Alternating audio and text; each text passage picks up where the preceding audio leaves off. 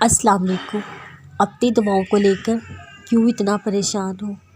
کیا تمہیں یاد نہیں وہ وقت جب تمہیں بن مانگے عطا کر دیا گیا تھا، جب تمہارے سوچنے سے پہلے ہی کن فرما دیا گیا تھا؟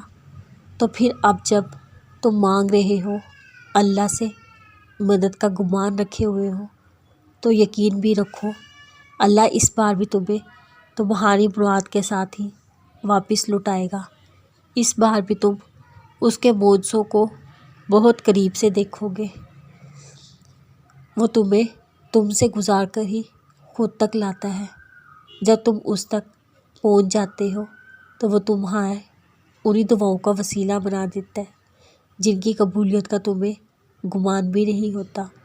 وہ جسے چن لیتا ہے اسے پاک کر دیتا ہے۔ کس چیز سے پاک کبھی سوچا ہے؟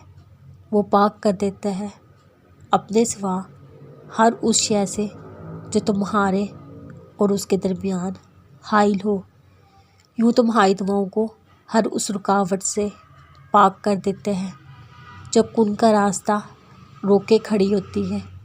پھر وہ ہوتا ہے جو نہ کسی نے سنا ہوگا اور نہ دیکھا ہوگا، اور پھر تم دیکھو گے اللہ کو اندھیروں سے اجالے پیدا کرتے ہوئے۔ یہ معجزے ہی تو ہے جو تمہیں اب تک زندہ رکھے ہوئے ہیں۔ تمہارے اختتام کا فیصلہ تمہارا نصیب نہیں، تمہاری دعائیں کیا کرتی ہیں، اور پھر تمہاری دعائیں ہی تمہیں ان منزلوں تک لے جائیں گی جن تک پہنچنے کا نہ تم نے کبھی تصور کیا ہوگا اور نہ گمان۔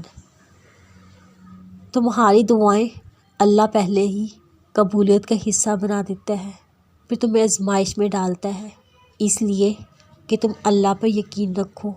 وہ کوئی چیز لیتا ہے تو اس کے بدلے بہترین دیتا ہے، اور وہ چیز جو تم سے لے لی گئی اللہ وہ تو بہتر بنا کر دے سکتا ہے۔ اللہ کی دسترس میں کچھ بھی ایسا ممکن نہیں۔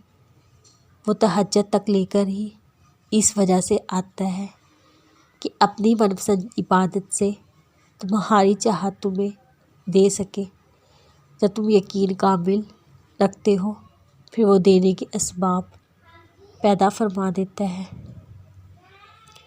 تقدیر کا لکھا بدل دیتی ہے طرف سے مانگی دعا۔ تم جو چاہتے ہو وہ اللہ سے مانگو، وہ ضرور ملے گا۔